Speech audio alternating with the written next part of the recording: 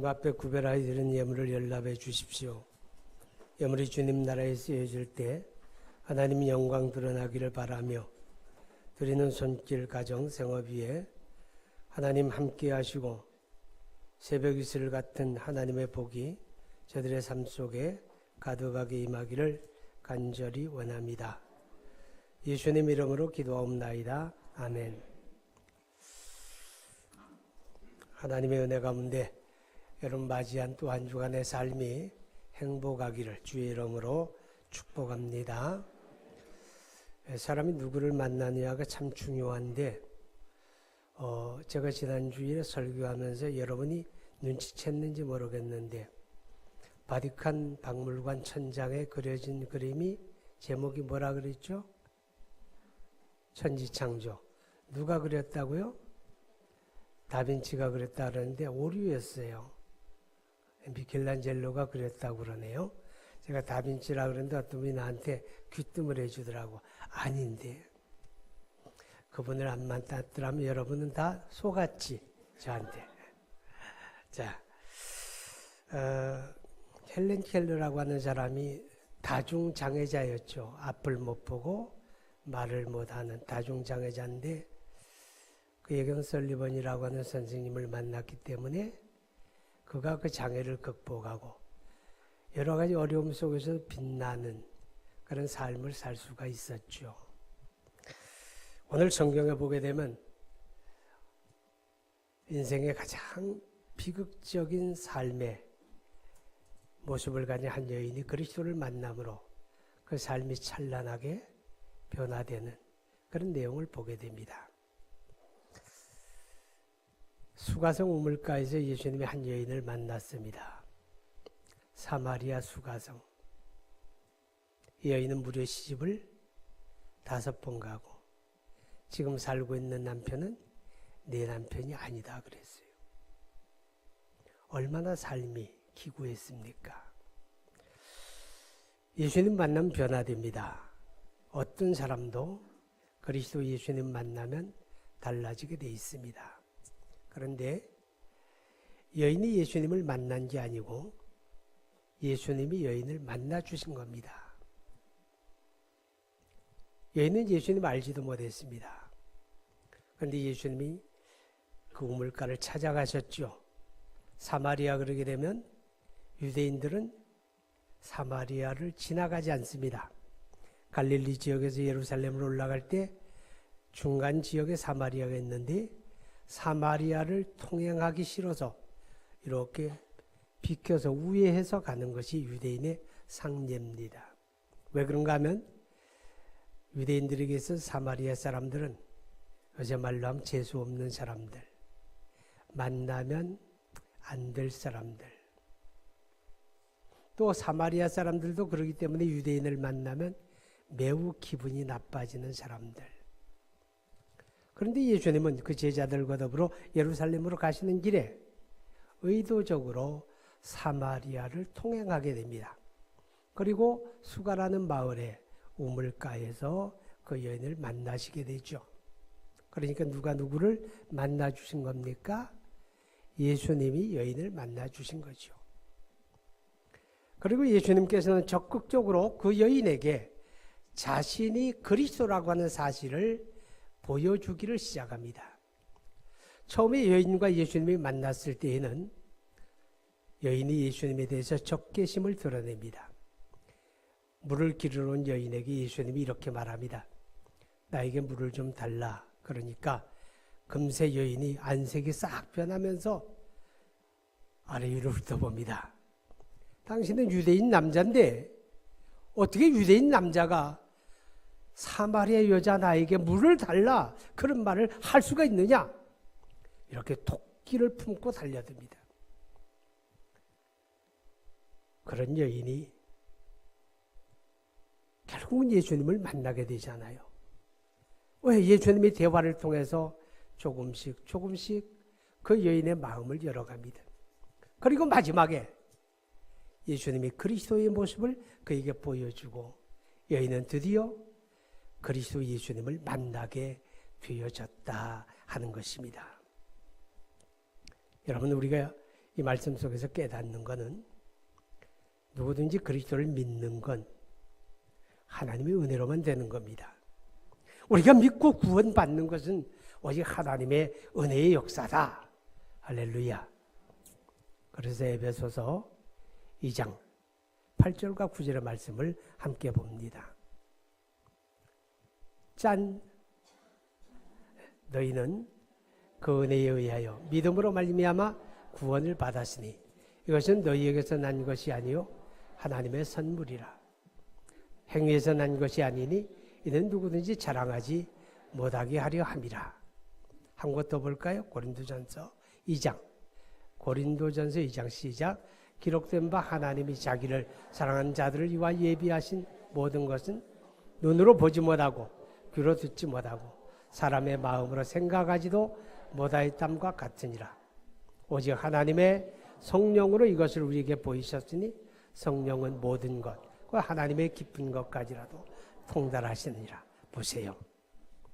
우리는 보아도 모르고 만져도 모르고 들어도 몰라요. 그런데 어떻게 우리가 그리스도를 알게 되었을까? 어떻게 우리가 그리스도를 만나게 되었을까? 하나님이 성령으로 그것을 우리에게 보이셨다. 아멘. 하나님의 성령으로 보이셨고 성령으로 깨닫게 하셨기 때문에 우리가 그리스도 예수를 믿고 구원의 은혜를 누리게 되었으니 믿는 이들이여 하나님의 은혜에 감사할 수 있기를 바랍니다. 그리스도를 만난 여인은 28절에 보니까 여자가 물동이를 버려두고 동네로 들어가서 사람들에게 이르되. 자, 여러분 여기 보십시오. 우물가의 여인은 물 기르러 온 겁니다. 그죠? 물 기르러 온 거예요. 글쎄 여기는 지금 물동이라 그러는데 아마 우리 입장에서 표현일 거예요.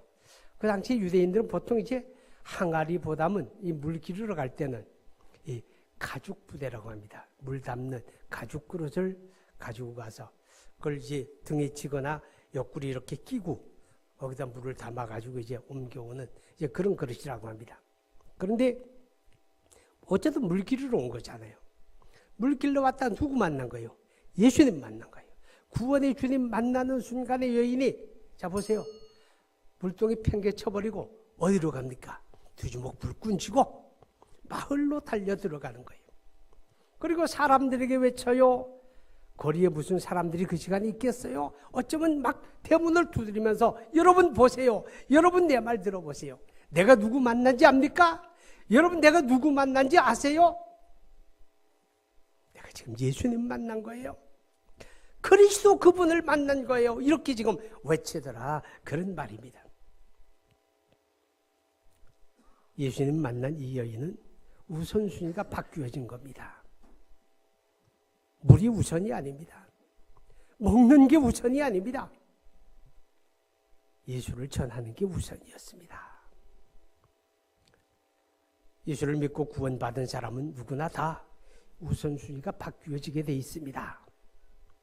그리스도를 알기 이전에 우리는 우리 삶의 우선순위가 항상 자기 중심입니다. 내가 중심이고 내가 먼저고 내 이익이 먼저고 그렇잖아요. 그죠? 그런 사람이 예수 믿고 구원받으면 이제 우선순위가 내가 아니고 주님이 되는 겁니다. 주님이 내 삶의 우선순위에 있게 되는 거죠. 여러분 사도 바울이 고린도전서 10장 31절에서 이렇게 고백을 합니다. 너희가 먹든지 마시든지 무엇을 하든지 다 하나님의 영광을 위해서 하라. 이 말의 의미가 뭡니까? 우선순위에 관한 겁니다. 다 하나님의 영광에 우선해라. 구원받은 사람이면 그 삶의 우선순위가 하나님에게 있게 되고 그리스도 예수님에게 있게 된다. 그렇게 우리에게 깨닫게 하는 것입니다. 우리만 그런 건 아닙니다. 여러분 예수님의 우선순위를 우리가 볼 수도 있습니다. 32절을 보게 되면 이르시되 내게는 너희가 알지 못하는 먹을 양식이 있느니라. 예수님의 제자들이 마을에 들어가서 먹을 것을 구해가지고 왔습니다.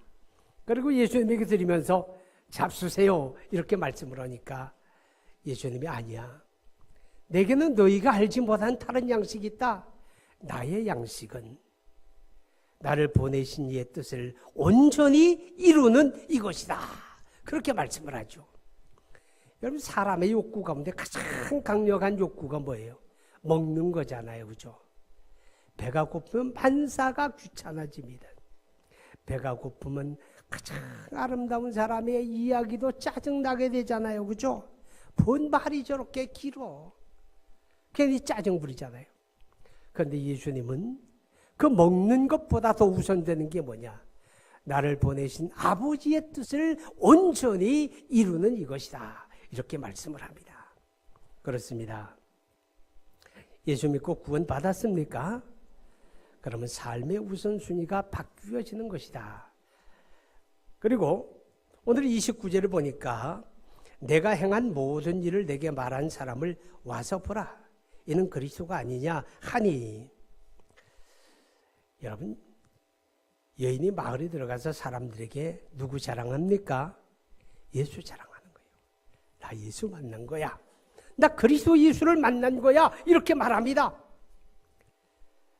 예수 믿고 구원받은 사람은요, 자랑이 달라집니다. 아멘? 자랑이 달라지는 거예요. 우리 이 땅에 태어나 살아가면서 우리 자랑거리 뭘까요? 모든 사람은 다 자기 나름대로의 자랑거리가 있고 긍지가 있습니다.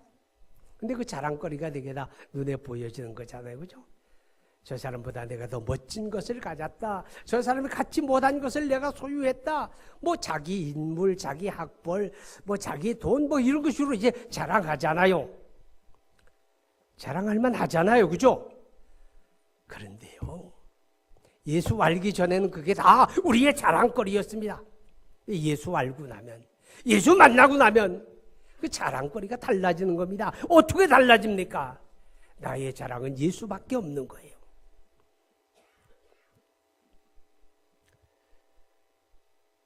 갈라디아 6장 14절을 보게 되면 바울이 이런 고백을 하게 됩니다. 볼까요?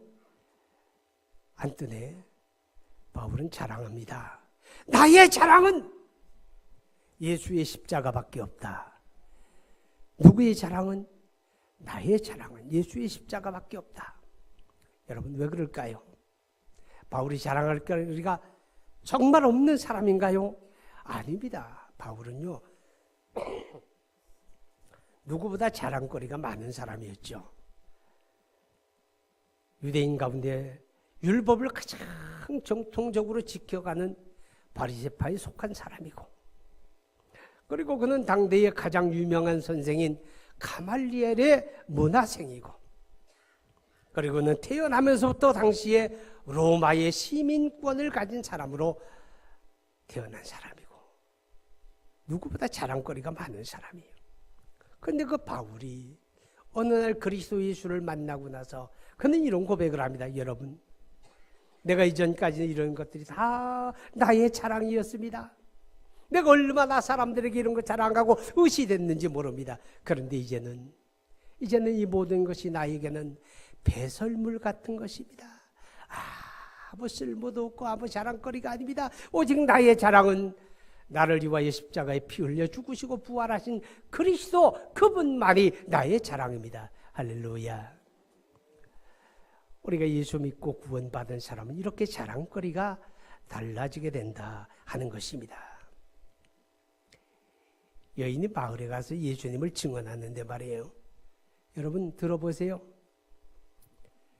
그분이 말입니다. 나를 훤히 꿰뚫고 있는 거예요. 나는 그분에게 나의 비밀하고 나의 은밀한 내 인생의 슬픈 모습을 그에게 말한 적이 없어요. 그게 무슨 자랑거리라고 내가 이렇게 열어놓고 자랑하겠어요. 그런데 말이에요, 그분이 나를 만나자마자 나를 다 알고 있는 거예요. 내가 과거에 5번 결혼했던 것을 알고 있고, 지금 남편은 내 남편이 아니라는 것도 알고 있고, 내 삶의 모든 것을 송두리째 알고 있는 그분을 내가 만난 거예요. 그분이 바로 그리스도가 아니겠습니까? 우리가 그리스도를 증거하는 증인인데 가장 효과적인 방법 중에 하나가 바로 이겁니다. 내가 어떤 삶을 살았던 사람인데 내가 어떻게 그리스도를 만났다. 내가 어떻게 예수 만나게 되었고 예수 만난 후에 내 삶이 어떻게 달라졌다. 나는 지금 어떤 모습으로 살고 있다. 자기 자신의 이야기를 하는 겁니다. 그걸 우리는 뭐라 그래요? 간증이라 그러죠. 예수 믿으세요?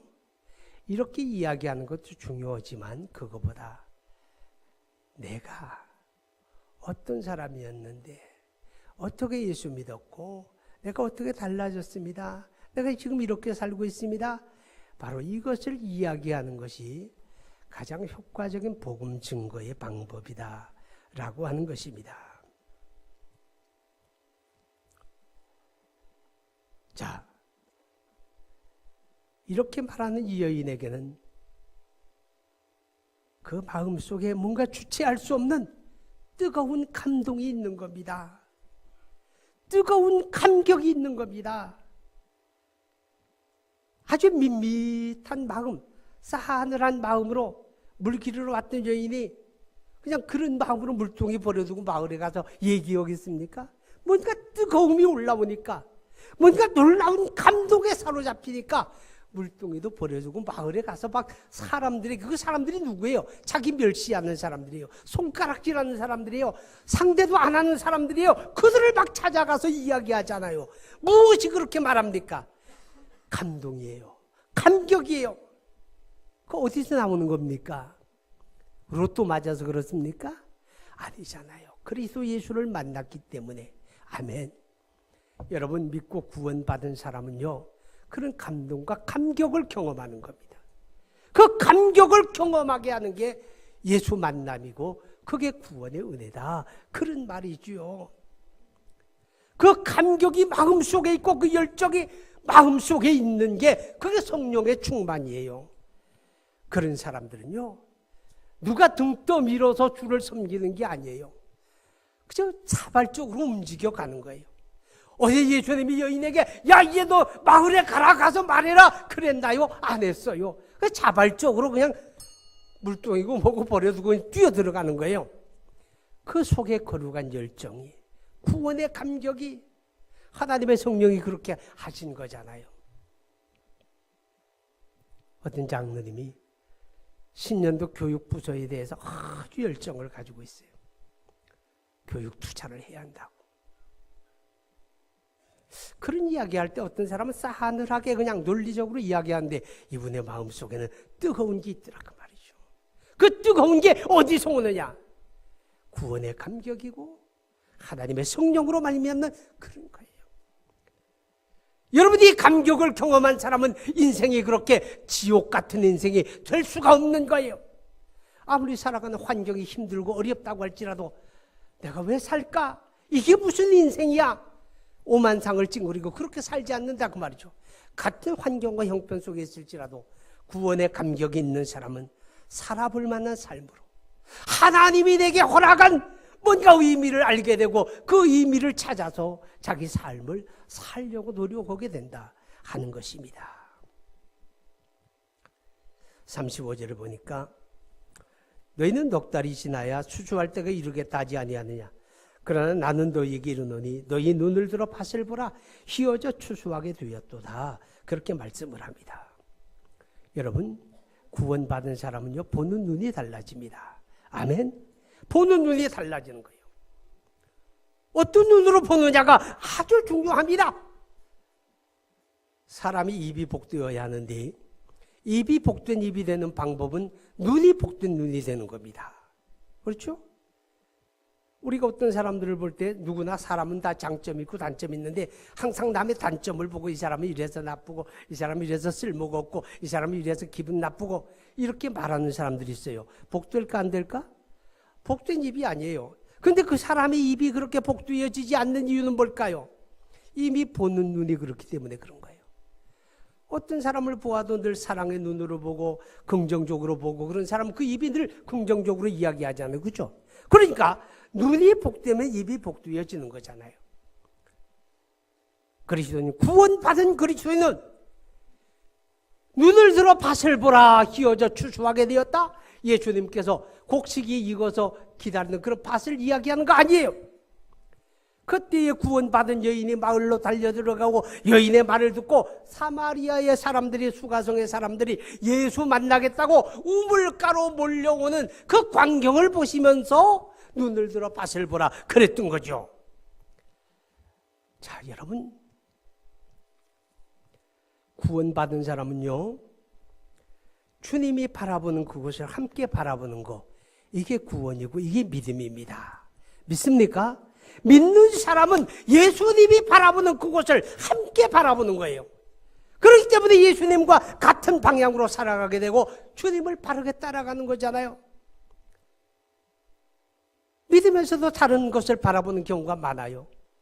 여러분, 마가복음 9장 34절을 보면 이런 말씀이 있어요. 예수님께서 갈릴리에서 예루살렘으로 가는데 이제 마지막 걸음이에요. 이번에 가게 되면 예수님이 십자가에 죽어요. 그래서 예수님은 예루살렘으로 가면서 제자들에게 십자가를 이야기합니다. 내가 예루살렘에 가면 대제사장과 백성의 장로들에게 핍박을 받고 내가 죽임을 당할 것이다. 그러나 사흘 만에 다시 살아나겠다. 예수님은 예루살렘 가면서 계속해서 십자가를 이야기했는데 예수님을 따라가는 제자들 사이에 언쟁이 생겼어요. 다툼이 생겼어요. 무슨 다툼인지 아세요? 예수님의 제자들은 예수님이 이번에 예루살렘 가시면 이스라엘의 임금이 될 것이다. 그러면 우리 가운데 누가 더 높은 자리 차지할까? 우리 가운데 누가 주님의 오른편과 왼편을 차지할까? 이렇게 다투는 겁니다. 왜 그럴까요? 주님이 바라보는 곳을 바라보지 않는 거예요. 주님이 바라보는 십자가를 바라보지 아니하고 세상 영광 바라보게 되니까 주님을 같은 걸음으로 따라도 전혀 다른 삶을 나타내게 된다 하는 것입니다. 여러분 기억하십시오. 우리가 보는 게 다르면 말하는 게 달라지거든요. 민수기 14장에 보게 되면 모세가 이스라엘 가운데 장정 12명을 뽑잖아요. 그래가지고 가나안 땅에 잠입을 시킵니다. 너희가 그 땅에 들어가 40일 동안 그 땅을 다 정탐을 하고 보고 듣고 느낀 것을 와서 보고하라. 자, 12명이 40일 동안 동서남북 두루 다니면서 다 보았어요. 경험했어요. 그리고 돌아와서 요단강 건너편에서 이제 이스라엘 백성들에게 보고하게 됩니다. 이 보고할 때 아시는 대로 10명의 정탐꾼들은 하나같이 이런 보고합니다. 여러분 큰일 났어요.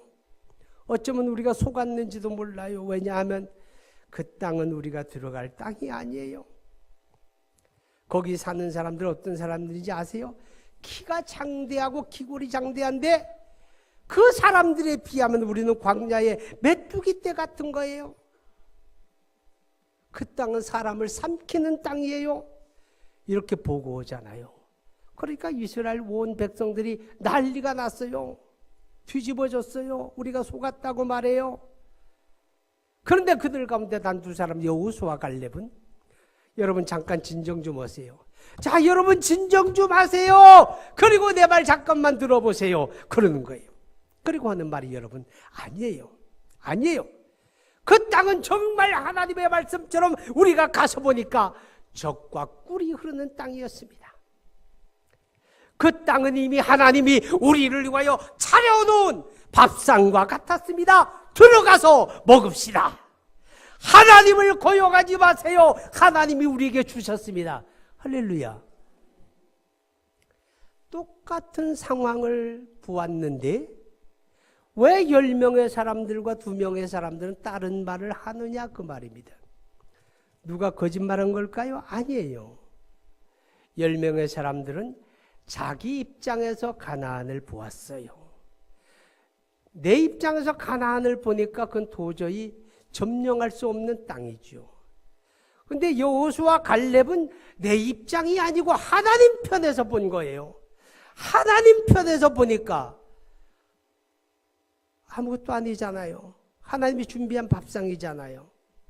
우리 앞에 태산 같은 문제가 가로막는다 할지라도 어떤 눈으로 보느냐가 중요해요. 자기 입장에서 바라보면 이건 낙심이에요. 좌절이에요. 이제 내 인생 끝났다고 봐요. 그런데 하나님의 입장에서 보게 되면 그거 아무것도 아니에요. 할 수 없는 게 아니라 할 수 있는 게 되어지는 거죠. 아멘. 그러니까 어떤 눈으로 보느냐가 아주 중요합니다. 예수 믿고 구원받은 사람은 보는 눈이 달라지는 거예요. 아멘. 보는 눈이 달라져요. 어제 우리나라에 살고 있는 사람들은 다 근심 걱정이 많아요. 트럼프하고 김정은하고 지금 강대강으로 마주 지금 달리는데 그 끝이 뭘까? 그 끝이 뭘까? 무력 충돌이 일어나면 안 되는데, 황 터지면 안 되는데, 그러면 어떡할까? 무슨 생존 배낭을 만들까? 여러분, 믿음이 없는 사람은요, 그럴 수밖에 없어요. 그럴 수밖에 없어요. 그런데 믿는 사람은 좀 다르게 봐야 돼요. 다르게 볼 때 다른 말을 합니다. 뭡니까? 역사의 주인은 김정은이 아니고 트럼프가 아니에요. 한반도의 역사를 주관하시는 분은 하나님이세요. 아멘. 그럼 이 긴장의 국면이 계속해서 이어지는 이유가 뭐예요? 저와 여러분 깨어나라는 거예요. 영적인 각성. 이 땅의 그리스도인들 영적으로 깨어나고 하나님 앞에 기도하기를 하나님이 요구하는 거잖아요. 그죠? 그리고 이 땅의 그리스도인이 저와 여러분이 하나님 앞에 역사의 주인이자 하나님 앞에 우리가 엎드리고 기도하는데 나는 믿어요. 이 긴장의 끝은 무력 충돌이 아니고 하나님의 놀라운 반전이 나타날 겁니다. 그 끝에 가서는 김정은이가 세계를 향해서 개방을 할 수밖에 없다 그 말이죠. 왜? 하나님이 그렇게 하실 거예요. 트럼프가 할 수 있는 게 아니지만. 그러니까 우리 믿음을 가진 사람들은 똑같은 상황 속에서도 우리가 근심하고 낙심하고 막 그런 얘기하는 게 아니라 다른 사람이 뭐라 그래도 우리 기도합시다. 하나님이 주인이세요. 하나님 찾읍시다. 그렇게 얘기하는 거죠. 할렐루야. 이제 말씀을 마치려고 합니다. 여러분,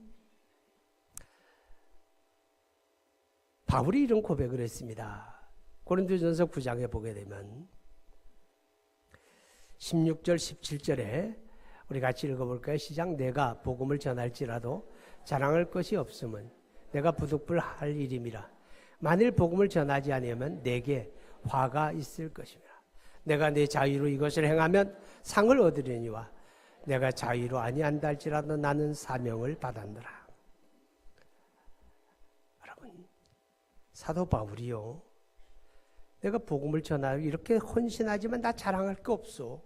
왜냐하면 내가 하지 않으면 안 될 일이야. 그런데 말이야, 내가 복음을 전하지 않으면 화가 내게 미칠 거야. 벼락이 떨어질 거야. 그 말이에요. 왜 바울이 그런 마음 가질까요? 왜 많은 사람이 믿는데 다른 사람들은 전혀 그런 느낌 없이 사는데 왜 바울은 그런 마음으로 정말 복음을 전하지 않으면 안 되었을까요? 그것은요, 주님이 바라보는 것을 함께 바라보았기 때문에 그래요. 눈을 들어 밭을 보라 하는 주님이 바라보는 그 영혼의 들녘을 바울이 같은 눈으로 바라보았기 때문에 그의 마음은 이 복음에 대한 안타까움, 영혼들에 대한 안타까움이 있기 때문에 그는 이런 고백을 하지 않을 수가 없었다 하는 겁니다. 예수 믿습니까? 구원받았습니까? 우리 주님이 바라보는 그곳을 함께 바라볼 수 있기를 바랍니다. 기도합니다. 거룩하신 하나님 아버지, 하나님의 은혜와 사랑을 감사드립니다. 하나님께서 오늘 우리를 복된 자리에 불러주시고 주의 말씀으로 우리를 인도해 주심을 감사합니다. 우리에게 들려진 말씀이 귓전을 스치고 지나가는 바람이 아니라 마음에 새겨지고 우리의 삶을 바꾸어가는 능력의 말씀 되어지기를 간절히 바랍니다. 그리스도 예수를 만나게 하신 하나님, 그리스도 예수 안에 수가성 여인의 변화를 우리도 경험하게 하여 주옵소서. 주님이 바라보는 그곳을 나도 바라보게 하여 주옵소서. 예수님 이름으로 기도하옵나이다. 아멘.